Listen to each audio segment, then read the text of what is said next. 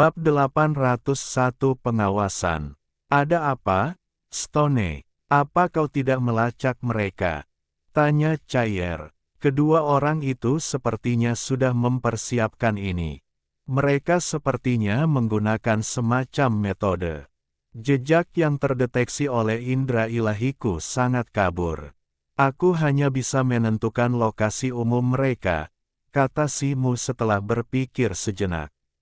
Aku tahu monyet berambut coklat itu sangat bodoh. Ia bahkan tidak menyadari bahwa ia telah diikuti begitu lama. Cair mendecakkan lidah. Ayo pergi. Jika kita menjauh lebih jauh, aku khawatir aku tidak akan bisa merasakan keberadaan mereka lagi. Dengan itu, Simu melambaikan tangannya, memanggil kereta terbang bulu naga. Ia membawa Cair ke udara dan mendorong kereta hingga kecepatan maksimumnya, melaju ke arah utara. Istana teleportasi yang baru saja mereka kunjungi terletak di sebuah kota berukuran sedang. Sekitar 100 mil di utara kota terdapat hutan purba yang lebat. Simu terbang di atas hutan purba ini, memindai sekitarnya beberapa kali. Ia menemukan bahwa energi spiritual di planet ini cukup tipis, pada dasarnya sama seperti di bintang Samudra Biru, dan hanya ada sedikit binatang spiritual tingkat menengah atau lebih tinggi di hutan. Hal ini membingungkan Simu. Bagaimana mungkin klan kera raksasa, yang dulunya pemimpin 8 klan kuno terpencil, mendiami planet seperti ini? Setelah terbang sekitar 1/4 jam, Simu melihat dua bayangan ungu muncul di cakrawala yang jauh, dua sosok itu. Cahaya keemasan berkilat di mata Simu saat ia mengaktifkan kekuatan ilahi mata spiritualnya. Ia melihat seekor kera coklat yang mengenakan jubah hitam juga terbang cepat dengan perahu terbang berbentuk pesawat ulang-alik beberapa mil di depan kedua sosok itu. Setelah terbang ke utara sekitar 3 jam lagi, Simu memperhatikan bahwa hutan di bawahnya semakin jarang, dan tanah digantikan oleh area luas bebatuan coklat yang terbuka, tampak semakin terpencil. Saat bidang pandangnya meluas, Simu harus memperlambat laju, meningkatkan jarak secara signifikan, hanya mengandalkan kekuatan ilahi mata spiritualnya untuk melacak kera coklat dan temannya. Tidak lama kemudian, Simu melihat bahwa kedua pria parubaya berjubah ungu di depannya tampak melambat, sementara kera coklat yang lebih jauh turun menuju lembah coklat di tanah. Karena tidak dapat melihat apa yang terjadi di dalam lembah, Simu sedikit menoleh ke Cair di bahunya dan berkata, "Cair, sekarang giliranmu." "Hehe, serahkan padaku." Cair, yang tadinya merasa mengantuk, langsung bersemangat dan berkata sambil menyeringai. Dengan itu, dia mendorong bahu Simu dengan cakarnya, melebarkan sayapnya, dan melayang ke udara, terbang menuju lembah. Tidak lama kemudian, Simu merasakan cahaya keemasan dengan cepat meluas di matanya, dan pemandangan lain muncul dengan jelas di benaknya. Dengan Cair yang berbagi penglihatannya, dia tidak terburu-buru untuk bergegas ke sana. Dia hanya berhenti, menutup matanya, dan dengan hati-hati merasakan pemandangan yang ditransmisikan melalui mata Cair. Dia melihat bahwa setelah kera coklat itu mendarat, ia tidak bergegas ke lembah. Sebaliknya, ia berdiri di pintu masuk lembah sejenak, sesekali menoleh ke belakang, melihat sekeliling dengan waspada.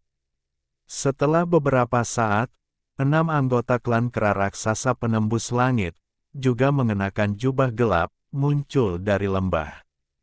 Mereka bertukar beberapa kata dengan kera coklat itu dan membawanya masuk ke lembah. Jauh di dalam lembah terbentang dinding batu coklat yang halus dan seperti cermin. Ketujuh anggota klan kera raksasa berhenti di depannya. Kera coklat itu, yang berdiri di depan dinding, tiba-tiba mengangkat lengannya, tangannya yang lebar muncul dari balik jubahnya. Cahaya berkilauan mengalir di telapak tangannya, dan setetes darah merah tua dengan cepat mengembun di tangannya. Dengan jentikan pergelangan tangannya, kera itu menekan darah tersebut ke dinding batu. Terdengar suara, dengungan, lembut, diikuti oleh gelombang energi spiritual yang kuat yang memancar dari lembah.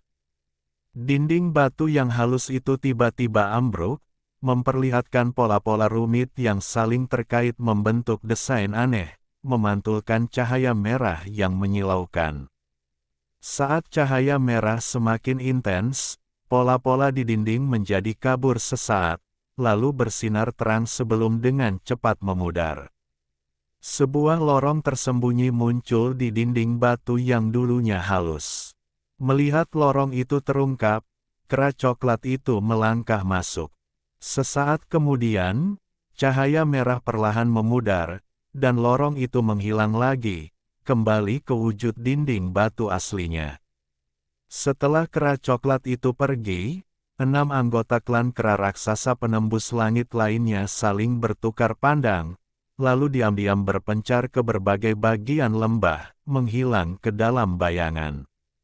2 pria parubaya berjubah ungu yang telah melacak kera coklat itu tetap bersembunyi untuk sementara waktu, lalu berbalik dan terbang menuju sisi timur lembah. Cair berputar 2 kali di atas lembah, dan melihat bahwa semuanya di bawah tenang dan seolah-olah tidak terjadi apa-apa, dia terbang kembali ke bahu Simu. Simu, kera berbulu coklat itu masuk, dan orang-orang yang melacaknya sudah pergi. Apa yang harus kita lakukan? Tanya Cair. Setelah berpikir sejenak, Simu berkata, aku baru saja mengamati 2 pria paruh baya berjubah ungu ini. Mereka tidak menunjukkan sedikit pun keterkejutan ketika melihat 6 kera raksasa muncul, atau bahkan ketika lorong rahasia itu muncul. Sepertinya mereka sudah sangat memahami situasi di sini, dan ini seharusnya bukan pertama kalinya mereka melacak dan memantau kera raksasa. Ayo, kita ikuti mereka dan lihat.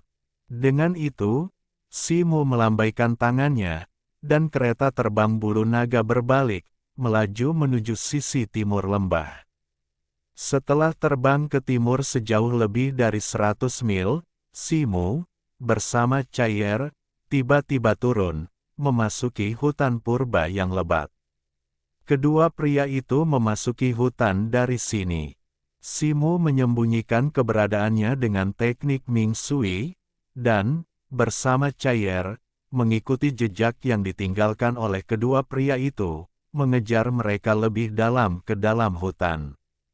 Setelah menempuh perjalanan melalui hutan selama sekitar setengah jam, Simu muncul dari semak belukar dan melihat sebuah lapangan terbuka yang luas tidak jauh di depan. Di lapangan terbuka berdiri sebuah pondok kayu, tingginya lebih dari 10 zang, tampak sangat kasar dan primitif. Di sekeliling rumah, banyak susunan penyembunyian terukir untuk menyegel aura, sehingga hampir tidak mungkin terdeteksi kecuali jika seseorang mendekat. Tepat ketika Simu hendak mendekat untuk menyelidiki rumah itu, sebuah suara keras tiba-tiba terdengar dari dalam, sama seperti sebelumnya, hanya pergi membeli beberapa bahan dan alat spiritual biasa. Segera setelah itu, seorang raksasa barbar kuno berkulit perunggu setinggi 10 zang muncul dari rumah. Auranya sangat kuat, dia jelas seorang ahli tingkat Sein tingkat menengah. Beberapa orang berjubah panjang mengikutinya keluar, termasuk 2 pria paruh baya berjubah ungu. Salah satu dari mereka membungkuk hormat kepada pria barbar yang kekar itu dan berkata, melaporkan kepada Tuan Mandu, jenis dan jumlah yang mereka beli persis sama seperti sebelumnya, tidak ada yang istimewa. Saya percaya itu hanya belanja rutin. pada dasarnya sesuai dengan deskripsi dari dalam. Namun, meskipun begitu, kalian tidak boleh lengah. Teruslah memperhatikan dengan saksama, dan segera laporkan jika terjadi sesuatu yang tidak biasa. Instruksi pria barbar bertubuh kekar bernama Mandu. Baik, Tuan, jawab semua orang serempak. Petik 2. Tuan Mandu, mohon maaf atas kelancangan saya bertanya, tetapi kapan mereka berencana untuk bergerak? Seorang wanita montok dengan gaun panjang ketat mencondongkan tubuh ke arah Mandu dan bertanya. Mendengar ini, tatapan Mandu langsung menjadi dingin. Dia menundukkan matanya dan menatapnya tajam, dengan marah menegurnya, apakah itu sesuatu yang seharusnya kau tanyakan? Mendengar itu, wajah wanita yang menawan itu langsung kaku, dan dia segera berlutut, berulang kali berkata, bawahanmu tahu kesalahannya. Tuan Mandu, dia hanya ingin mengabdi pada sukunya. Mohon maafkan dia, kata seorang pemuda berjubah biru dengan wajah muram, membungkuk hormat. Mandu tampaknya sangat menghargai pria ini, setelah mendengar kata-katanya, ekspresinya sedikit melunak. Aku tahu bahwa energi spiritual di bintang biru roh ini tipis, dan kau telah berada di sini selama lebih dari 1 dekade. Kau sudah cukup lelah. Klan kera raksasa bukanlah entitas monolitik, mengalahkan mereka tidak sulit. Alasan mereka tetap hidup sampai sekarang adalah atas perintah dari atas. Namun, sejauh yang aku tahu, rencana dari atas sudah berjalan, dan ketika saatnya tiba, suku sama sekali tidak akan memperlakukanmu dengan tidak adil, kata Mandu setelah berpikir sejenak. Mendengar ini, wajah semua orang langsung berseri-seri gembira. Setelah mendengarkan percakapan ini, Simu, meskipun tidak mendapatkan banyak informasi berguna, mengerti bahwa klan kera raksasa telah berada di bawah pengawasan pengadilan surgawi. Ketidakaktifan bangsa barbar kuno kemungkinan besar berasal dari motif tersembunyi pengadilan surgawi terkait klan kera raksasa. Ini jelas bukan kabar baik bagi Simu, dan kilatan ganas muncul di matanya. Cair, cari tempat untuk menungguku. Aku akan segera kembali, kata Simu kepada Cair. Baiklah, Situ, hati-hati. Jika kau tidak bisa menang, panggil aku, kata Cair, melirik Simu. Simu terkejut, bertanya dengan bingung, mengapa aku membutuhkanmu? Katakan padaku agar aku bisa melarikan diri lebih dulu, kata Cair serius. Simu merasa geli sekaligus kesal, memutar matanya ke arahnya. Cair mengepakkan sayapnya dan terbang ke udara, tetapi tepat saat mencapai tengah udara, dia tiba-tiba berteriak, "Stone, hati-hati."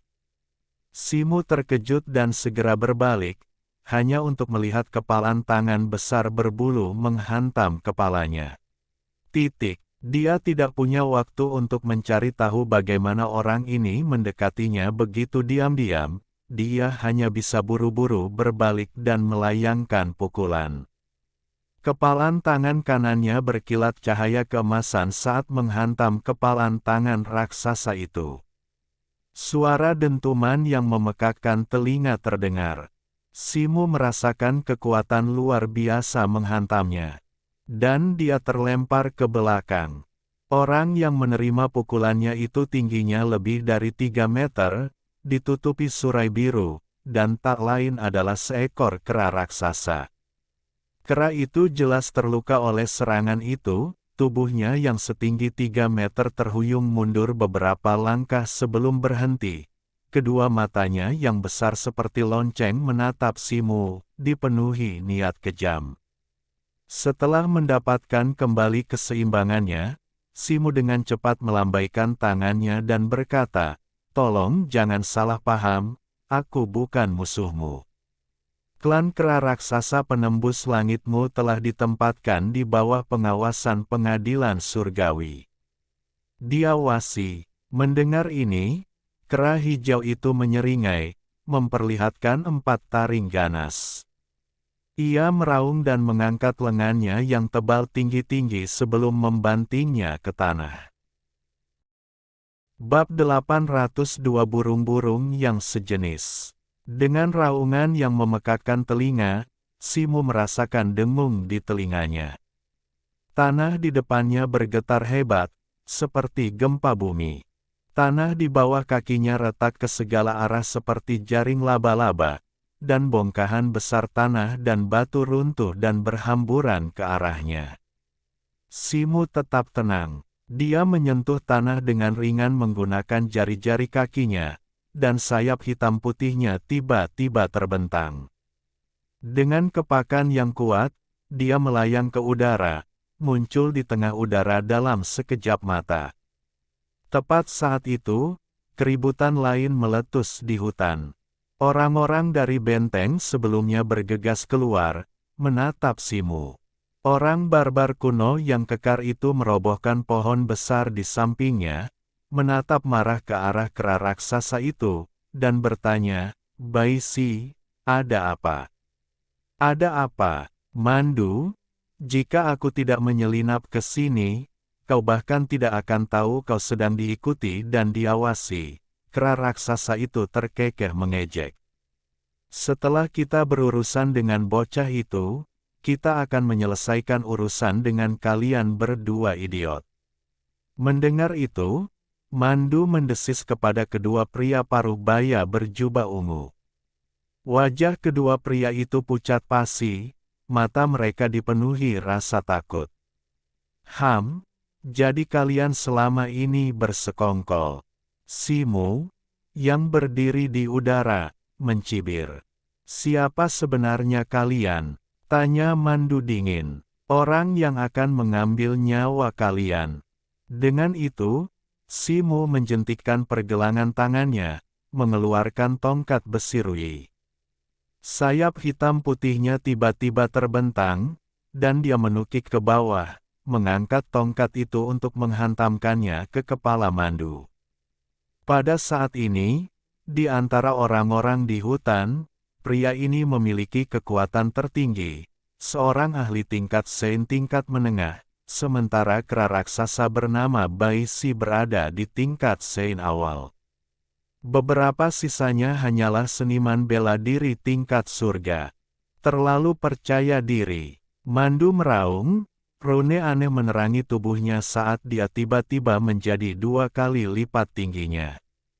Lapisan keratin muncul di lengannya yang tebal, membuatnya sekeras tanduk badak, dan kulitnya berubah dari perunggu menjadi biru, menyerupai kulit badak, sangat keras. Sebuah dentuman teredam bergema. Mandu mengangkat lengannya secara horizontal, dengan paksa menangkis tongkat besi Simu. Namun, dia tampaknya telah meremehkan kekuatan serangan Simu. Tongkat itu menekan tubuhnya, menyebabkan dia gemetar, kakinya tenggelam ke dalam tanah. Ekspresi terkejut terlintas di matanya. Simu telah mengantisipasi kekuatan dan kemampuan bertahan Mandu. Setelah serangannya, dia segera mundur, tangannya terasa sedikit mati rasa. Kedua pria paruh baya berjubah ungu itu, menyadari kesalahan mereka sebelumnya, ingin memperbaiki kesalahan tersebut. Melihat Simu mundur, mereka segera mengepungnya dari belakang.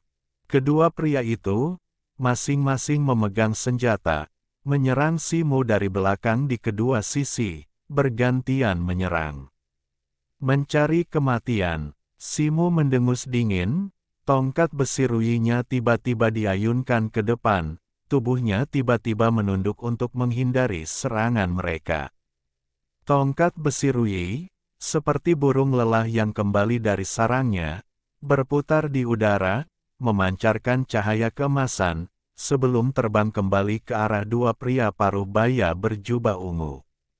Serangan tak terduga ini membuat kedua pria itu benar-benar lengah, Karena lengah, mereka tidak punya waktu untuk bertahan dan langsung terkena pukulan tongkat besi itu.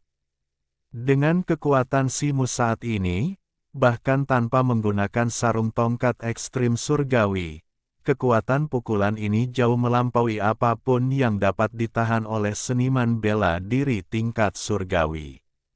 Dua dentuman teredam terdengar, dan dua semburan darah meletus di udara. Melihat kedua pria parubaya berjubah ungu terbunuh oleh satu pukulan Simu, Mendu langsung marah, mengepalkan tinjunya dan menyerbu ke arah Seh. Simu, jangan hanya berdiri di sana. Asal-usul manusia ini tidak diketahui, tetapi kekuatannya sangat dahsyat. Semuanya, serang dia bersama-sama dan habisi dia dengan cepat untuk mencegah masalah di masa depan. Teriak pemuda berwajah muram berbaju biru itu. Mendengar itu, kerumunan segera mengepungnya. Tubuh mereka bersinar dengan berbagai warna saat mereka memanggil senjata dan artefak magis mereka, menyerang Simu. Pada saat yang sama, kera raksasa bernama Baisi meraung, lengannya mengayun-ayun saat menyerang Simu. Seketika, cahaya spiritual menyambar liar, dan kehampaan bergetar hebat. Simu baru saja mundur dari Mendu ketika tinju raksasa kera itu menghantam. Setelah mengalami kekuatan luar biasa yang dimilikinya, dia tentu saja tidak akan melawannya secara langsung. Melihat pukulan itu datang, sayap hitam putihnya mengepak dengan hebat, dan tubuhnya menjadi kabur saat dia tiba-tiba melewati tepat di bawah tinju kera itu. Melihat ini, Baisi memutar tubuhnya, berniat mengejar Simu, tetapi merasakan sakit yang tajam di lengannya, diikuti oleh gelombang kelemahan. Dia dengan cepat melihat ke bawah dan melihat pedang besar berwarna merah darah yang patah menembus lengannya. Ternyata, saat pedang itu melewati bawah lengannya, Simu telah memanggil avatarnya. Avatar Simu diselimuti energi iblis, namun kultivasinya sudah berada di tahap pertengahan peringkat Sein. Ia mencengkeram pedang patah berwarna merah darah itu erat-erat dengan kedua tangannya, dan dengan putaran tiba-tiba, ia dengan cepat memutus lengan Baisi. "Ao, aku akan membunuhmu." Baisi mengeluarkan raungan melengking, tubuhnya menyala terang, dan gelombang energi putih yang terlihat memancar darinya, memaksa avatar Simu mundur beberapa meter. Kemudian, rambut biru di tubuh Baisi tiba-tiba berdiri tegak seperti jarum baja, otot-ototnya mulai membengkak dengan cepat, dan urat-urat ungu menonjol, dengan cepat tumbuh hingga setinggi 100 kaki. Lengan yang tersisa, sebuah kepalan tangan raksasa, menghantam ke arah avatar Simu. Raungan yang memekakkan telinga mengguncang seluruh hutan, mengirimkan hembusan angin yang menerbangkan awan debu dan puing-puing. Di sisi lain, saat Simu muncul dari batu putih, Mandu segera menyerbu ke depan, tinjunya berkilauan dengan cahaya biru yang menyilaukan, berubah menjadi bayangan tinju padat yang tak terhitung jumlahnya yang menghantam Simu. Kali ini, Simu tidak mundur seinci pun.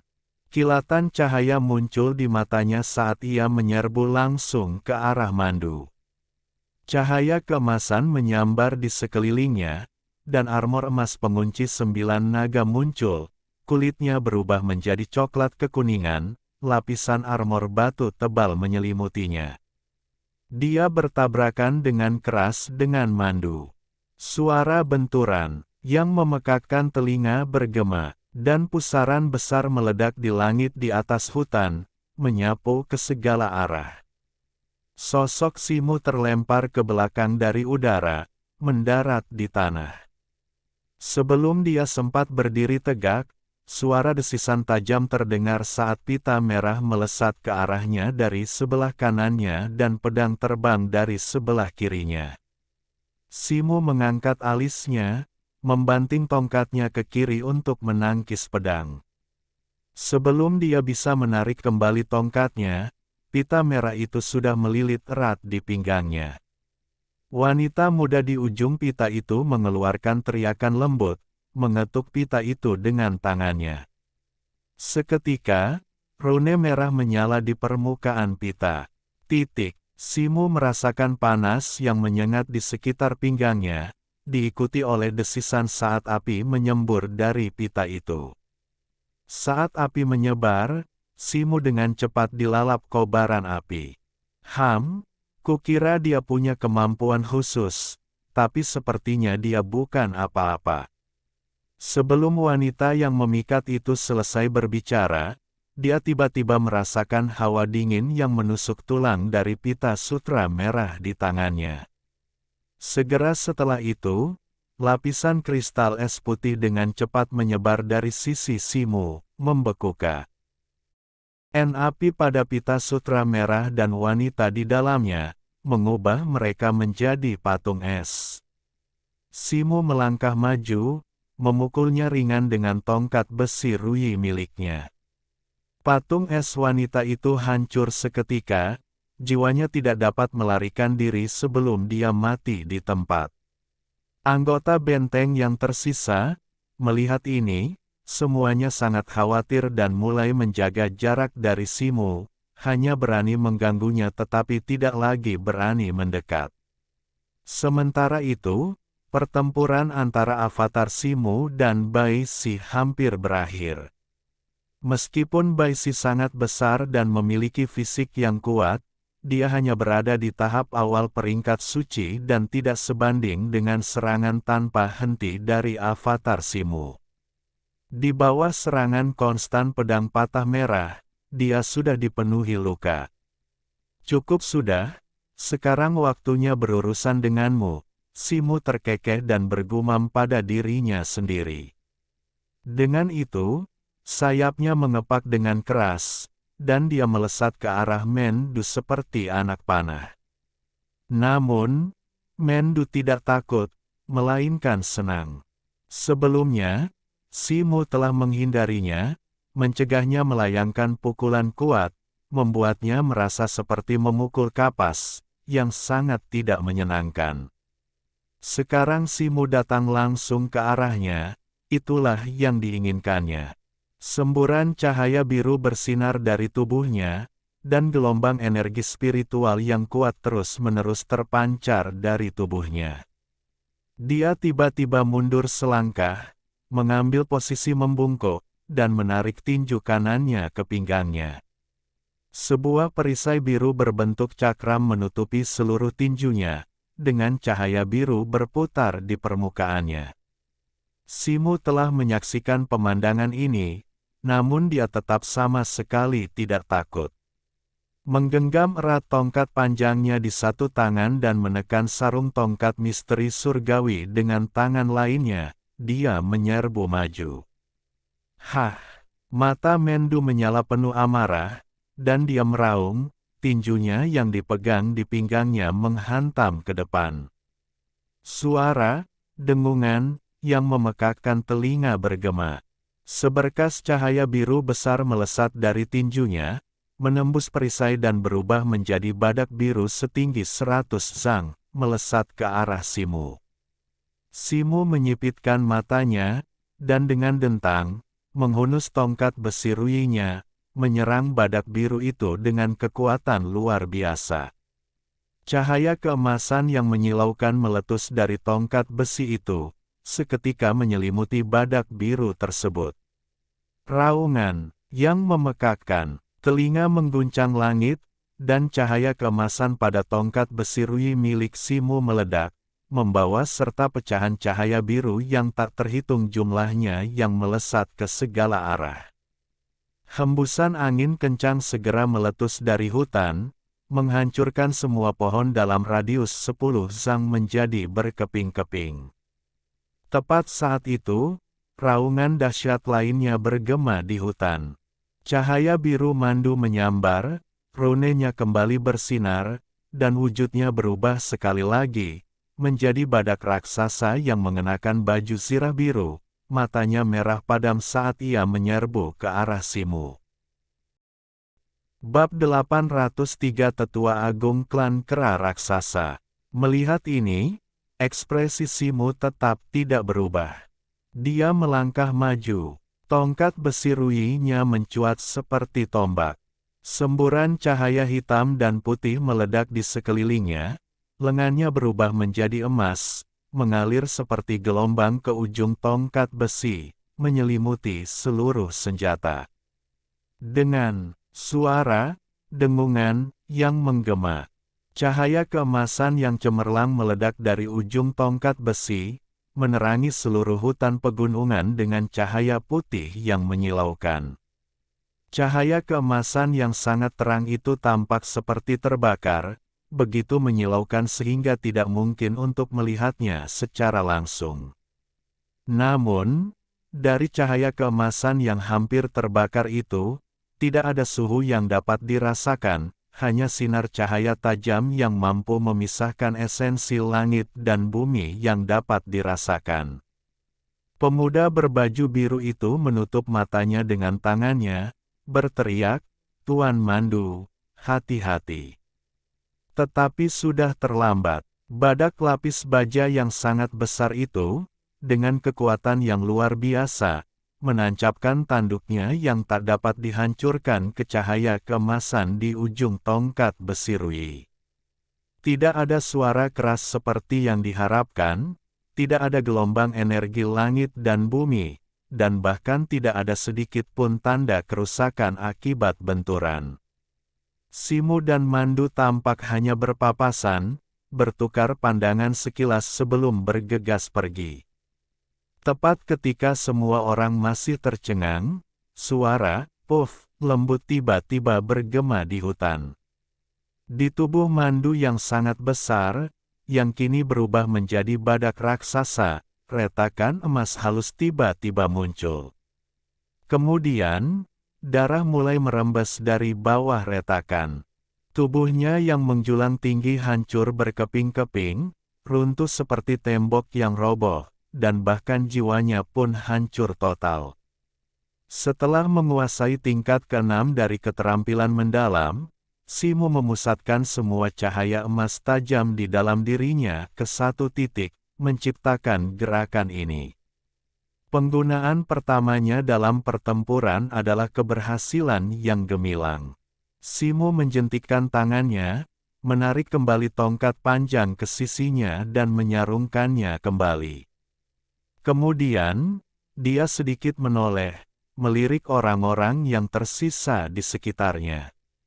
Wajah mereka pucat pasi, sangat muram. "Auuu!" Tepat saat itu, raungan melengking tiba-tiba terdengar dari belakangnya. Ratusan bayangan pedang merah darah melesat menembus tubuh besar Baisi, mencabik-cabiknya.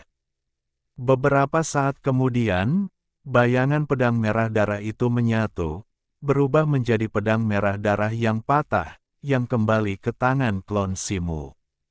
Baisi, seperti Mandu, mengalami nasib yang sama, mayat yang hancur.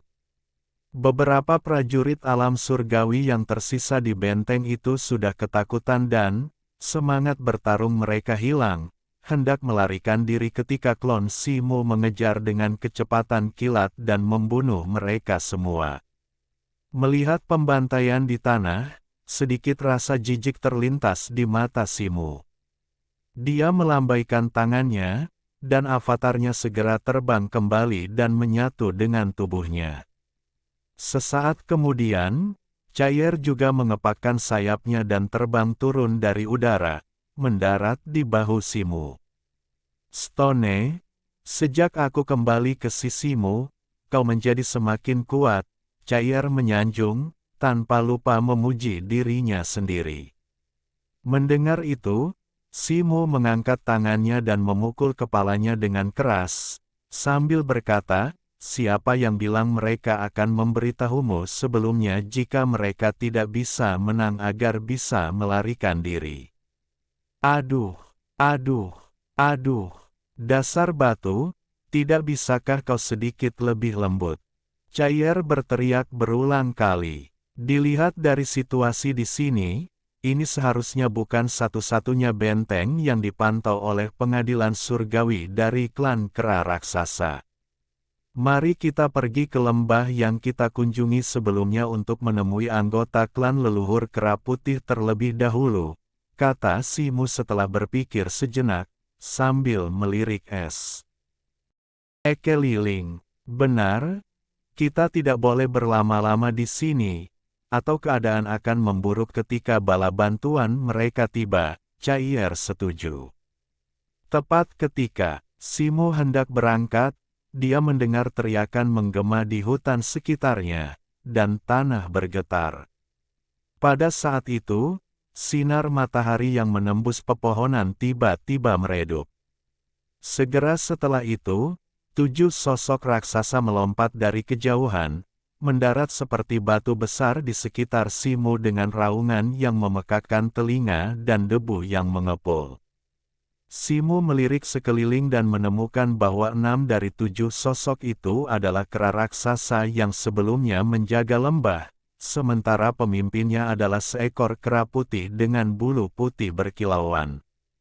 Kera putih berbulu salju ini hanya setinggi 3 zang, bahkan lebih pendek dari kera raksasa di sekitarnya, tetapi auranya jauh melampaui mereka, sudah mencapai tingkat menengah peringkat suci. Ia mengenakan baju besi perak dan jubah merah, tampak sangat mengesankan. Raungan, kera putih berbulu salju itu meraung, mata emas gelapnya memperlihatkan kilatan jahat saat ia menatap Simu dengan dingin, mengucapkan setiap kata perlahan dan sengaja, kau membunuh Baisi. Chaier, melihat bekas luka panjang dan sempit di wajah kera putih itu, membentang dari dahi kirinya hingga sudut kanan mulutnya, dan merasakan aura yang terpancar darinya, merasakan sedikit ketakutan. Ia berbisik di telinga Simu, "Sisi, kera ini terlihat sangat ganas. Memang, aku telah membunuhnya, tapi..." Mata Simu berkilat, dan dia berkata dengan sungguh-sungguh.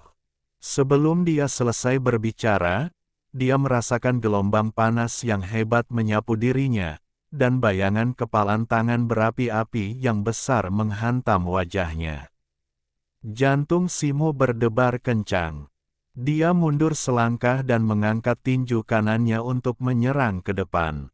Bayangan kepalan tangan yang diselimuti cahaya putih segera muncul, membawa aura dingin saat bertabrakan dengan keras dengan bayangan kepalan tangan berapi-api itu. Dengan raungan yang memekakkan telinga, kedua bayangan kepalan tangan itu, satu merah dan satu putih, menghilang secara bersamaan dan lenyap ke udara. Simu mengangkat kepalanya, tatapannya bertemu dengan tatapan kera putih berambut salju itu. Keduanya berbicara hampir bersamaan, teknik mendalam 9 revolusi. Begitu dia selesai berbicara, tatapan jahat di wajah kera putih berambut salju itu semakin dalam. Tubuhnya yang besar sedikit bergeser ke depan, dan cahaya keemasan yang sangat tajam bersinar dari tubuhnya. "Hentikan, aku bukan musuhmu," teriak Simu segera setelah melihat ini. Mendengar ini, kera putih berbulu salju itu tampak sedikit tenang dan bertanya, "Siapa sebenarnya kau?" "Aku adalah penerus leluhur kera putih," kata Simu dengan lantang. Mendengar ini, beberapa kera raksasa awalnya terkejut, lalu tertawa terbahak-bahak. Salah satu dari mereka tak kuasa menahan tawa sinis. "Manusia biasa berani mengaku sebagai keturunan leluhur kita. Sungguh menggelikan." Namun, kera putih berbulu salju itu tidak tertawa, tetapi cahaya yang terpancar dari tubuhnya kembali bersinar terang. Simu telah mengantisipasi hal ini. Dia membalikkan tangannya, mengeluarkan token coklat seukuran telapak tangan, dan melemparkannya ke arah kera-kera itu. Kera-kera raksasa di sekitarnya, yang tak mampu menahan tawa sinis mereka, berhenti tertawa begitu melihat token itu, dan hutan pun menjadi sunyi. "Sekarang kalian percaya padaku, kan?" kata Simu. "Kau tidak hanya membantai rakyatku dan mengaku sebagai keturunan leluhur kami secara palsu, tetapi kau juga berani memalsukan dekrit pribadi leluhur. Kejahatanmu tak terampuni." Auman kera putih berbulu salju itu dengan marah. "Kau langsung membuat tuduhan tanpa dasar tanpa membedakan benar dan salah. Apakah seperti inilah klan kera raksasamu bertindak?" kata Simu dengan suara berat.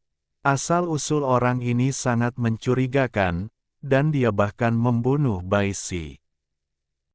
"Aku menduga dia kemungkinan besar adalah antek pengadilan surgawi. Kalian beberapa, ikut aku dan hukum dia di tempat," geram kera putih berambut salju itu. Beberapa kera raksasa di sekitarnya tampak ragu-ragu.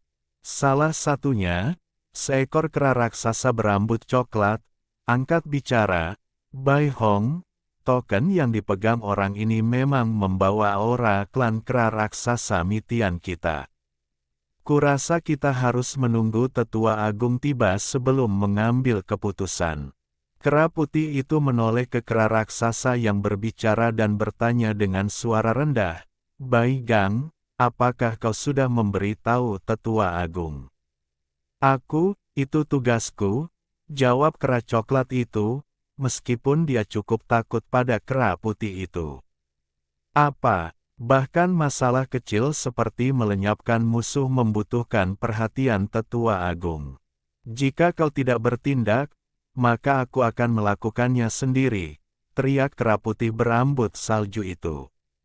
Dengan itu, cahaya terang memancar dari tubuhnya, bulunya berdiri tegak, otot-ototnya membengkak hebat, dan ukurannya meningkat dengan cepat. Seiring bertambahnya ukuran, auranya juga semakin kuat, berubah dalam sekejap mata menjadi kera raksasa setinggi lebih dari 200 kaki, menghancurkan sebagian besar pohon di hutan sekitarnya. Beberapa kera raksasa lainnya di dekatnya pucat pasi melihat pemandangan itu dan segera mundur ke samping. Bai Hong mengepalkan tinjunya yang besar dan membantingnya ke kepala Simu seperti gunung yang runtuh. "Hentikan!" Tepat saat itu, sebuah suara tua tiba-tiba terdengar dari hutan. Mendengar suara itu, Bai Hong membeku, ragu sejenak, dan akhirnya, dengan tatapan kesal, menarik tinjunya, ukurannya dengan cepat kembali normal. Simu melihat ke arah suara itu dan melihat seekor kera tua, tingginya kurang dari 10 kaki, bersandar pada tongkat kayu berwarna ungu kemerahan, muncul agak goyah dari hutan lebat. Simu memperhatikan bahwa kera tua ini seharusnya cukup tinggi, tetapi karena usianya yang sangat tua dan postur tubuhnya yang bungkuk, ia tampak jauh lebih pendek daripada kera raksasa lainnya. Kedua alisnya yang sangat panjang dan putih menjuntai dari matanya, hampir menyentuh tanah. Sebuah jubah besar berwarna merah tua tersampir di tubuhnya yang kurus, menjuntai di tanah, dan ia perlahan berjalan menuju Simu. Di belakangnya, beberapa prajurit kera raksasa, mengenakan baju zirah kuno dan memancarkan aura yang kuat, mengikutinya dengan hormat. Tak seorang pun dari mereka melangkah di depan kera tua itu. Simu, kera tua ini terlihat sangat tua, seperti dia bisa mati kapan saja. Cair berbisik di telinga Simu. Aku sudah tua, tapi pendengaranku masih cukup bagus." Sebelum Cair selesai berbicara, kera tua itu batuk ringan dan meninggikan suaranya. Cair terkejut dan segera menutup mulutnya. Melihat ini, Simu dengan cepat melangkah maju dan berkata kepada kera tua itu, "Simu Junior memberi salam kepada tetua agung." Kera tua itu mengangkat alisnya, memperlihatkan sepasang mata emas gelap yang dalam, tatapannya dengan tenang menyapu Simu. Simu tidak bergeming, lengannya terkulai di sisi tubuhnya, tatapannya bertemu langsung dengan tatapan kera tua itu. Keheningan menyelimuti tempat itu, tidak ada seorang pun di sekitar, termasuk Bai Hong, yang berbicara, mata mereka sesekali menyapu antara Simu dan kera tua itu. Berikan token itu padaku, akhirnya kera tua itu berbicara setelah jeda yang lama. Bab 804 Tempat Terpencil. Mendengar itu, Simu tidak banyak bicara, tetapi langsung mengeluarkan token coklat dan memberikannya kepada Tetua Agung. Ketika Tetua Agung melihat token coklat itu, matanya yang sebelumnya redup sedikit berbinar. Lengannya yang keriput muncul dari jubahnya, mengambil token itu, dan dengan hati-hati menggosoknya di telapak tangannya. Setelah beberapa saat, dia mengangguk sedikit, lalu mengembalikan token itu kepada Simu, bertanya, "Karena kau adalah keturunan leluhur, mengapa kau membunuh anggota klan kera raksasa penembus langitku?" Tetua Agung, Anda tidak menyadari bahwa orang ini bersekongkol dengan pengadilan surgawi, diam-diam memantau pergerakan kera raksasa penembus langit. Setelah saya menemukan ini, dia bergabung dengan pengadilan surgawi untuk membunuh saya. Saya tidak punya pilihan selain membunuhnya, kata Simu. Saya pikir Baisi menemukan benteng kalian para antek pengadilan surgawi, dan kalian membunuhnya untuk menghindari terbongkarnya diri kalian sendiri, bukan? Kata Bai Hong, matanya dipenuhi kebencian. Membuktikan ketidakbersalahanku sebenarnya cukup mudah. Baisi baru saja meninggal beberapa waktu lalu, jiwanya belum sepenuhnya lenyap. Tetua Agung dapat dengan mudah menentukan benar dan salah melalui pencarian jiwa, kata Simu. Pencarian jiwa. Kau telah memotong tubuhnya menjadi beberapa bagian, jiwanya sudah hancur berkeping-keping, bagaimana kau bisa mencari jiwanya? Kata Bai Hong dengan nada mengejek. Simu terdiam sesaat setelah mendengar ini.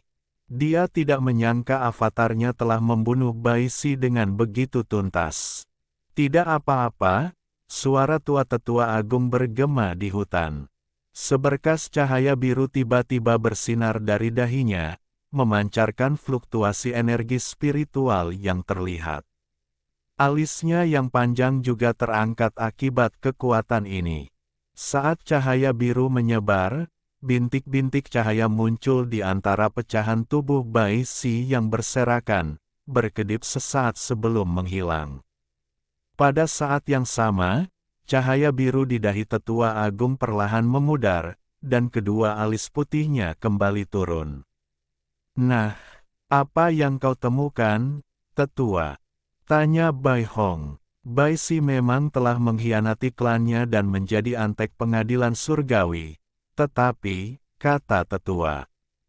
Tetapi apa? Tanya Bai Hong lagi.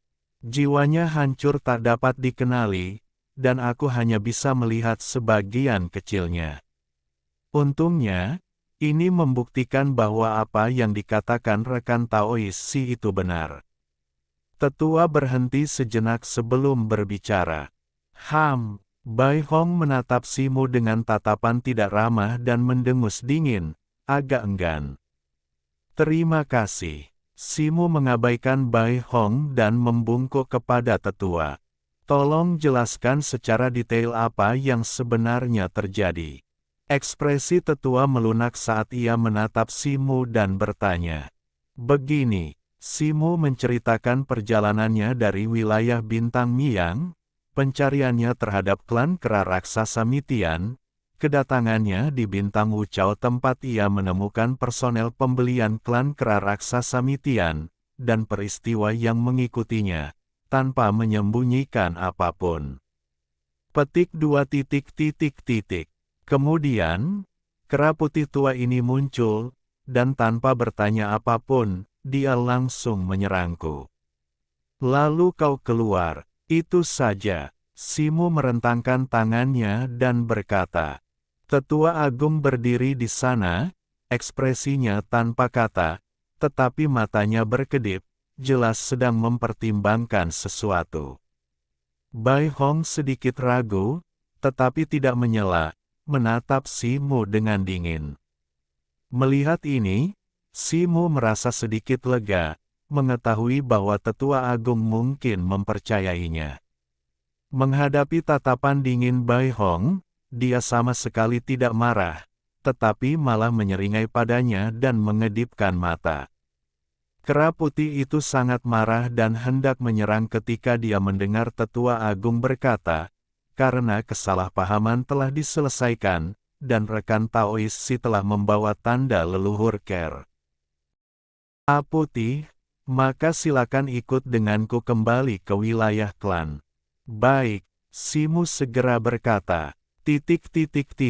Sesaat kemudian, Simu mengikuti anggota klan Kera Putih melewati dinding lembah ke alam rahasia tempat klan kera raksasa sekarang tinggal dalam pengasingan. Di pintu masuk alam rahasia terbentang hutan lebat yang luas, dipenuhi pepohonan hijau purba setinggi ratusan kaki. Rumah-rumah kayu tinggi berjejer di antara pepohonan yang rimbun. Melihat keluar, Simu melihat deretan pegunungan membentang di balik hutan, banyak puncaknya dihiasi air terjun yang mengalir deras, memantulkan cahaya keperakan di kejauhan. Begitu mereka memasuki hutan, Cair tak kuasa menahan diri untuk terbang turun dari bahu Simu, mengepakkan sayapnya dan berseru di udara, "Situ, energi spiritual di sini sangat kaya." "Jangan konyol," Simu sedikit mengerutkan kening dan menegurnya dengan suara rendah. Tetua Agung terus berjalan perlahan di depan, bersandar pada tongkat kayunya, dengan semua orang mengikuti di belakang dalam diam. "Bolehkah saya bertanya, Tetua Agung, mengapa ada perbedaan besar dalam energi spiritual antara bagian dalam dan luar alam rahasia ini?" tanya Simu, agak bingung. Keinginan pengadilan surgawi untuk menghancurkan klan kera raksasa penembus langitku tidak pernah padam. Setelah leluhur kami binasa, untuk menghindari deteksi oleh anjing-anjing pengadilan surgawi, ketika kami membuka alam rahasia ini, kami mencegat dan mengumpulkan 10% energi spiritual dunia ke dalamnya, kata Tetua Agung. Mendengar ini, Simu mengerti. Dengan mencegat energi spiritual dunia, sumber daya planet akan menjadi sangat langka, dan lingkungan akan menjadi semakin keras. Lingkungan seperti itu secara alami tidak akan menarik perhatian pengadilan surgawi, sehingga sangat menyembunyikan jejak klan kera raksasa penembus langit. Tetua Agung memimpin Simu menuju puncak gunung di dalam alam rahasia. Di dekat puncak berdiri sebuah aula megah, sangat tinggi, beberapa puluh kaki tingginya, seluruhnya berwarna biru kehijauan tua, dengan puncak berbentuk kerucut runcing, desain yang sangat aneh, sekilas menyerupai kepala biru kehijauan raksasa. "Saudara Taois Si, silakan," kata Tetua Agung, mengulurkan tangannya sebelum memasuki aula terlebih dahulu. Di dalam, gelap gulita dan remang-remang. Dari luar, pintu masuk aula tampak seperti mulut hitam besar. "Stone, hati-hati. Aku melihat sesuatu yang aneh di dalam. Jangan sampai terjebak," suara cair bergema di benak Simu, memperingatkannya. Simu tetap tenang, tersenyum tipis, tampak tidak khawatir, dan mengikutinya masuk. Tetua pertama, melihat ekspresi tenang Simu, mengangkat alisnya, senyum muncul di sudut mulutnya, tetapi dengan cepat menghilang. "Pergi, undang tetua kedua dan tetua ketiga," perintahnya kepada Bai Hong di belakangnya. Bai Hong setuju, menatap Simu dengan dingin, dan terbang pergi. Tetua pertama dan Simu duduk dan mengobrol santai. Tetua pertama menanyakan situasi di wilayah Bintang Miang, yang langsung diakui Simu. Setelah mendengar tentang kehancuran tanah suci Qinglan, ekspresi tetua pertama sedikit berubah, menjadi lebih serius. Tetua pertama, meskipun aku telah membunuh orang-orang barbar kuno di luar, pengadilan surgawi pasti sudah tahu bahwa klan kera raksasa Mitian bersembunyi di sini. Akan lebih baik jika Anda melakukan beberapa persiapan, kata Simu. Kekuatan pengadilan surgawi sangat besar. Sekarang tempat ini telah terungkap, apa yang bisa kita lakukan? Pindah ke lokasi lain. Bahkan jika kita pindah, migrasi skala besar seperti itu tidak akan luput dari pengawasan pengadilan surgawi. Lebih baik tetap di sini, menunggu saat yang tepat, dan memiliki sesuatu untuk diandalkan. Tetua Agung menggelengkan kepalanya dan berkata sambil tersenyum masam. Mata Simu berbinar, tetapi dia tidak menyela. Ini adalah masalah yang menyangkut klan kera raksasa, dan dia tidak bisa mengatakan apapun. Pada saat itu, dua garis cahaya melesat masuk dari luar aula utama, memperlihatkan dua sosok dalam sekejap. Yang pertama adalah seekor kera tua berwarna emas, agak membungkuk, dengan kerutan di wajahnya dan alis emas yang terkulai ke samping. Namun, matanya sangat cerah dan cerdas, membuatnya tampak jauh lebih baik daripada Tetua Agung, tanpa aura seseorang yang sudah lemah dan tua. Yang lainnya adalah seekor kera setengah baya berbulu merah, mengenakan baju zirah merah tua, otot-ototnya menonjol, memberikan kesan kuat dan mengesankan. Mata Simu sedikit berkedip, keduanya adalah makhluk kuat di alam ilahi, kemungkinan di tahap awal. Tetua Agung, saya mendengar penerus kepala klan Bai telah muncul. Di mana dia? Kera tua berwarna emas itu, setelah memasuki aula, segera menggaruk kepalanya dan berteriak cemas. Detik berikutnya, tatapan kera tua berwarna emas itu beralih, tertuju pada Simu. Apakah anak ini, bocah manusia? Sebuah bayangan emas berkelebat, dan kera tua berwarna emas itu muncul di hadapan Simu dalam sekejap, kecepatannya mencengangkan. Secercah kejutan melintas di mata Simu, dan dia mengangkat alisnya. Bai Gong, yang disebutkan oleh kera emas itu pastilah leluhur kera putih, dia tidak menyangka nama asli leluhurnya adalah Bai Gong. Kera setengah baya berambut merah itu juga menatap Simu, mengamatinya dengan dingin sebelum berjalan ke aula utama dan duduk. Tetua kedua, mohon tenang dan duduk, kata tetua pertama kepada kera emas itu. Kera emas itu tampak cemas, tetapi tetua pertama mengedipkan mata padanya, dan kera emas itu mengangguk dan duduk.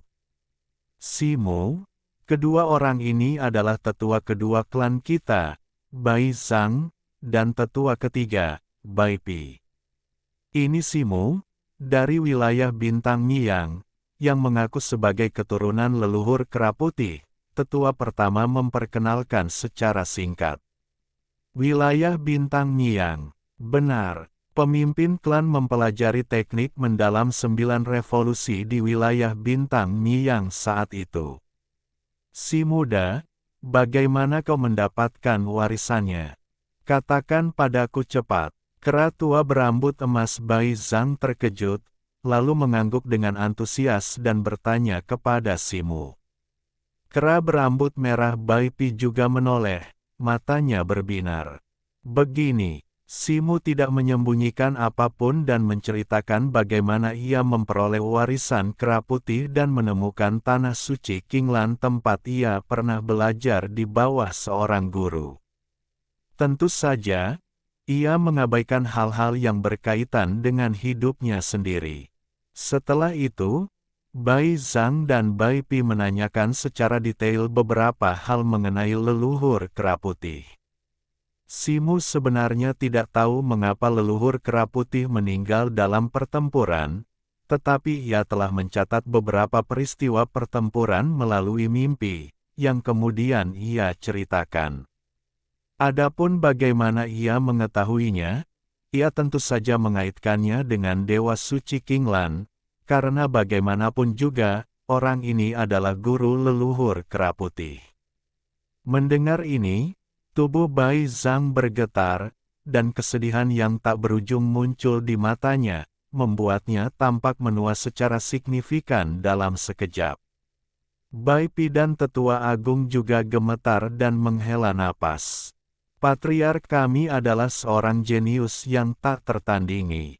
Setelah menguasai teknik mendalam 9 revolusi di wilayah bintang Niang, ia kembali dengan kekuatannya yang menembus ke tahap menengah alam ilahi, mencapai tingkat pemurnian kekosongan. Ia direkrut sebagai jenderal oleh leluhur suci Baohua dari Kunlun, memimpin klan kera raksasa Mitian kami ke puncaknya, menjadi pemimpin dari 8 klan kuno. Namun, selama pertempuran menentukan dengan pengadilan surgawi, patriark kami menghilang. Kami semua masih menyimpan secercah harapan bahwa patriark kami hanya terluka dan mengasingkan diri, tetapi sayangnya. Bai Zhang berkata sambil menghela napas, matanya berkaca-kaca. Bab 805 Pertanyaan Penatua Ketiga. Karena aku telah mendapatkan warisan leluhur kera putih, tentu saja aku akan membalas dendam pada pengadilan surgawi di masa depan. Tenang saja, semuanya, kata Simu dengan sungguh-sungguh. Membalas dendam, sungguh arogan. Kau hanyalah kultivator tingkat Sein di tahap awal. Kau mungkin bahkan tidak bisa menghadapi beberapa dari kami yang sudah tua. Apa hakmu untuk membalas dendam pada pengadilan surgawi? Lagi pula, kau mengaku sebagai penerus pemimpin klan. Apakah itu berarti benar? Siapa tahu kau seorang penipu? Bai Pi tiba-tiba berkata dingin. Tetua ketiga, apa maksudmu? Rekan Taois Simu membawa aura pemimpin klan, yang tidak bisa kau palsukan. Kau pasti bisa merasakannya. Bagaimana kau bisa berbicara seperti ini? Bai Chang mengangkat alisnya dan berteriak marah. Apa yang bisa dibuktikan oleh sedikit aura? Orang ini hanyalah manusia. Pemimpin klan Bai adalah kebanggaan klan kera raksasa penembus langitku. Bahkan jika dia benar-benar binasa saat itu, mengapa dia mencari manusia untuk menjadi penerusnya? Bai Pi mencemooh. Kemarahan Bai Chang semakin memuncak, dan dia tiba-tiba berdiri. Simu tidak marah dengan sikap Bai Pi. Dia dengan tenang memperhatikan keduanya berdebat, dalam hati menggelengkan kepalanya. Meskipun ini pertama kalinya dia di sini, dia samar-samar merasakan bahwa klan kera raksasa tidak bersatu, bahkan di antara para petinggi. Ini mengecewakan. Tetua Bai Pi sepertinya mencurigai aku seorang penipu.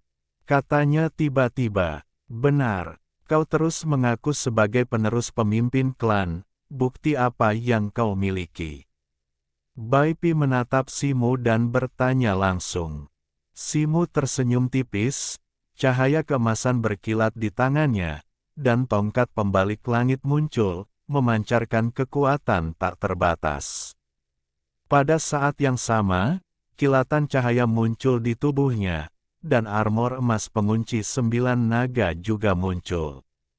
Ketiga orang di aula mengubah ekspresi mereka secara drastis, termasuk Tetua Agung, dan semuanya tiba-tiba berdiri. Aku ingin tahu apakah kedua benda ini dapat berfungsi sebagai bukti. Kata Simu, tongkat pembalik langit. Armor emas pengunci. Mata Bai Pi berkilat penuh semangat yang tak terbatas, tetapi seketika itu juga menghilang. Ini adalah tongkat pusaka dan baju besi pemimpin klan. Rekan Taois Si memiliki kedua harta ini, jadi wajar saja kau adalah penerus pemimpin klan. Mata Bai Zhang berbinar terkejut saat ia langsung berkata. Kemudian ia menjadi serius, berjalan ke arah Simo, dan membungkuk dalam-dalam. Tetua Bai Zhang dari kera raksasa penembus langit memberi salam kepada pemimpin klan. Ekspresi Simo berubah, dan ia berdiri agak gugup, membantu Bai Zhang berdiri. Tetua kedua, apa maksud semua ini? Meskipun saya adalah penerus leluhur, bagaimana mungkin saya menerima penghormatan sebesar ini dari Anda? Saudara Taois Simo, mungkin Anda tidak tahu ini, tetapi sebelum pemimpin klan menghilang, dia meninggalkan pesan yang mengatakan bahwa jika dia mengalami kemalangan, seseorang akan kembali dengan tanda miliknya setelah beberapa tahun. Sejak itu, posisi pemimpin klan kosong. Setelah berdiskusi, kami bertiga sepakat untuk menjunjung tinggi kata-kata terakhir pemimpin klan seumur hidup dan menunjuk pengganti pemimpin klan sebagai pemimpin klan. Karena saudara Taois Si telah membawa kembali warisan pemimpin klan, dia secara alami adalah pemimpin klan kera raksasa penembus langitku, kata Bai Zhang. Konyol. Orang ini hanya mendapatkan tongkat pembalik langit dan baju zirah emas milik pemimpin klan. Apa buktinya? Pemimpin klan mungkin telah mencuri atau merampok kedua harta magis ini dari suatu tempat. Bagaimana Anda bisa begitu mudah mempercayainya? Tipu dayamu tidak akan menipuku, kata Bai Pi dingin. Petik 2. Bai Pi. Kau jelas hanya mencari alasan. Sebelum Simo bisa berbicara, Bai Zhang Raung, mencari alasan. Kurasa tetua Bai Zhang hanya bicara omong kosong. Karena pemimpin klan telah meninggal, kedua harta sihirnya tentu saja rusak. Siapapun yang sedikit beruntung bisa mendapatkannya. Apakah kita harus menunjuk orang yang tidak kompeten yang menemukan harta karun sebagai pemimpin klan? Kata Bai Pi sambil mengerutkan bibir. Bai Zhang terdiam mendengar ini, lalu menoleh ke arah Simo. Kata-kata Bai Pi masuk akal. Bagaimanapun, Simo baru berada di tahap awal peringkat Sein, yang memang agak lemah. Oh, tetua Bai Pi sepertinya menyimpan dendam terhadapku. Simo menyipitkan matanya, dalam hati marah. Bai Pi ini telah mengincarnya sejak awal, tampaknya menyimpan motif tersembunyi. Dendam, tentu saja. Segera letakkan tongkat pembalik langit dan armor kunci emas milik pemimpin klan, dan pergi sekarang juga, dan mungkin aku tidak akan mengejar peniruanmu. Kalau tidak, Bai Pi mencibir, kilatan serakah di matanya saat dia melihat tongkat pembalik langit. Bai Pi, apa maksudmu? Bai Zhang meraung, apa maksudku? Tentu saja, aku ingin manusia ini meninggalkan harta sihir pemimpin klan. Kedua harta sihir ini awalnya milik klan kera raksasa penembus langitku. Bagaimana mungkin jatuh ke tangan manusia ini? Kata Bai Pi. Jadi, setelah semua pembicaraan ini, kau hanya menginginkan kedua harta sihir ini. Baiklah, jika kau menginginkannya, datang dan ambillah. Senyum mengejek muncul di wajah Simo saat dia mengulurkan satu tangan, memegang tongkat pembalik langit secara horizontal di depannya.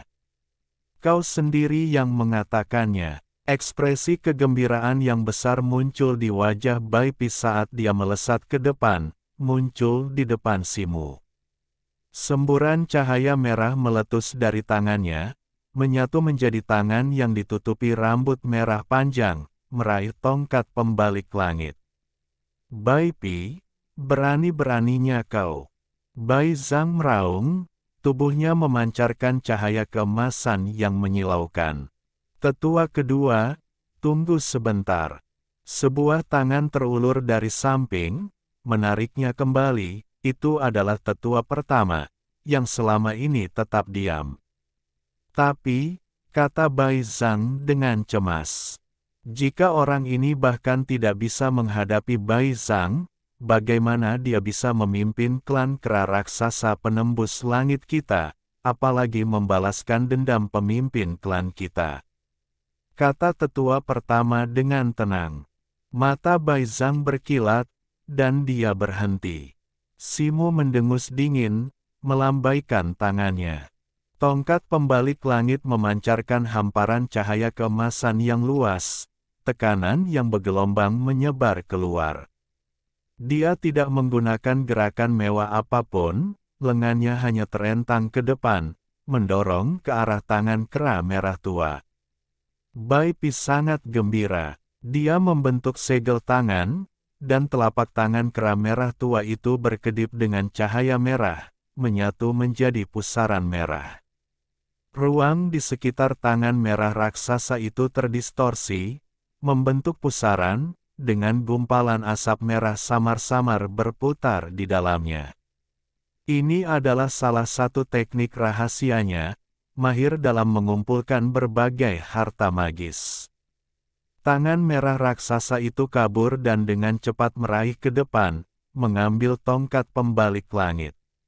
Bai Pi sangat gembira dan hendak menggunakan teknik rahasianya untuk mengambil kembali gada itu ketika sebuah kekuatan mengerikan meletus darinya, seperti letusan gunung berapi, menghantam tangan merah raksasa itu.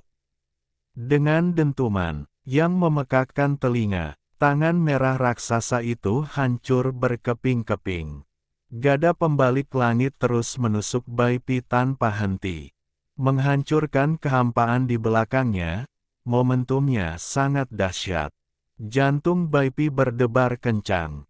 Dia mengangkat satu tangan, cahaya merah berkedip di telapak tangannya, memperlihatkan sarung tangan merah. Desis. Petir merah muncul di sarung tangan itu, dan tangannya langsung membesar beberapa kali lipat, bertabrakan dengan gada pembalik langit. Dentuman yang memekakkan telinga. Tubuh Bai Pi bergetar hebat, mendorongnya mundur. Suara retak terdengar dari telapak tangannya saat retakan muncul di sarung tangan merahnya, yang kemudian hancur berkeping-keping. Bai Pi mengerang, setetes darah mengalir dari sudut mulutnya, ekspresinya dipenuhi rasa tidak percaya dan cemas. Simu juga mundur 2 langkah, tetapi dengan cepat kembali berdiri tegak, ekspresinya tidak berubah, masih mempertahankan senyum tipis. Jika kau tidak puas, kau bisa datang lagi, katanya dengan tenang. Mata Bai Pi berkobar karena amarah, cahaya merah menyala di tangannya, dan tongkat merah menyala muncul, siap menyerang lagi. Baiklah, cukup. Sesosok muncul, dan tetua agung muncul di hadapan mereka berdua, berteriak dengan suara berat. Tetua agung. Bai Pi mengerutkan kening, mendengus dingin, melirik Simu, dan menyimpan tongkat merah di tangannya. Mata Simu berkilat, dan dia juga membalikkan tangannya untuk menyimpan tongkat pembalik langit dan baju sirah emas pengunci 9 naga. Kalian tidak perlu khawatir. Aku sudah punya cara untuk memastikan apakah Simu ini adalah penerus pemimpin klan. Kalian tidak perlu berdebat lagi, kata tetua agung perlahan. Bai Pi dan Bai Zhang terkejut mendengar ini. Cara untuk memastikan. Cara apa? Tanya Bai Zhang. Tetua agung memandang Simu dan berkata, Saudara Taois Simu, bisakah kau mengeluarkan token coklat itu lagi? Simu terkejut, mengangguk, dan membalikkan tangannya untuk mengeluarkan token coklat. Token kera besi. Wajah Bai Pi dan Bai Zhang menunjukkan keterkejutan dan kegembiraan yang luar biasa ketika mereka melihat token coklat itu. Simu melihat ekspresi mereka dan mengerutkan kening. Karena token kera besi ada padanya, metode itu memang bisa digunakan untuk memastikannya. Bai Chang segera menenangkan diri dan mengangguk. Wajah Bai Pi memerah, dan dia mendengus, tetapi tidak membantah. Simu menatap tetua agung, ekspresinya bertanya-tanya. Saudara Taois Simu, Anda mungkin tidak tahu ini, tetapi token Anda ini disebut token kera besi. Itu adalah sesuatu yang dibawa keluarga mereka saat itu, dan itu juga kunci untuk membuka harta karun yang ditinggalkan oleh leluhur, kata tetua agung. Tubuh Simu bergetar, dan dia segera teringat harta karun ketiga kera putih, yang terletak di kampung halaman kera putih. Mungkin itu harta karun yang dibicarakan tetua agung. Meskipun begitu, bagaimana saya bisa membuktikan bahwa saya adalah keturunan leluhur kera putih saya? Bahkan jika saya membuka harta karun itu, Tetua Bai Pi mungkin akan mengajukan keberatan lain, mengatakan bahwa saya juga menemukan token ini, katanya. Petik 2. Itu tidak akan terjadi. Token kera besi dibuat sendiri oleh Patriark, dan telah diatur dengan batasan-batasan oleh Patriark. Hanya dia sendiri, atau seseorang yang disetujuinya, yang dapat mengaktifkannya, kata Tetua Agung. Simu mengangguk setelah mendengar ini, tetapi sedikit rasa gugup muncul di hatinya. Token ini tidak diberikan kepadanya oleh leluhur kera putih, tetapi oleh anak teratai. Apakah dia dapat mengaktifkannya masih belum pasti. Kalau begitu, ayo pergi. Tetua Agung memimpin, melangkah keluar dari aula utama dan terbang menuju kedalaman alam rahasia. Bai Pi dan yang lainnya mengikuti, dengan Simu di belakang. Sesaat kemudian, keempatnya mendarat di dekat puncak Gunung Hitam. Tetua Agung terbang ke dinding gunung yang halus, mengucapkan mantra, dan mantra itu menghilang ke dalam dinding. Seketika, lapisan cahaya hitam muncul di dinding, ditutupi dengan rune yang tak terhitung jumlahnya, membentuk susunan penyegelan. Tetua Agung melambaikan tangannya, mengirimkan mantra yang menghilang ke dalam cahaya hitam. Cahaya hitam berkedip sebentar, lalu dengan cepat memudar, akhirnya menghilang sepenuhnya. Retak, suara teredam terdengar dari dinding gunung, lalu sebuah pintu masuk muncul. Ayo pergi, kata Tetua Agung, melangkah masuk lebih dulu. Bai Zhang mengangguk kepada Simu dan mengikutinya. Tepat. Ketika Simu hendak mengikuti, Bai Pi, yang berjalan di belakang, tiba-tiba muncul dan menghalangi jalannya, berkata, Simu, ini adalah area terlarang klan kera raksasa penembus langitku. Kau boleh masuk, tetapi hewan peliharaan rohmu tidak boleh.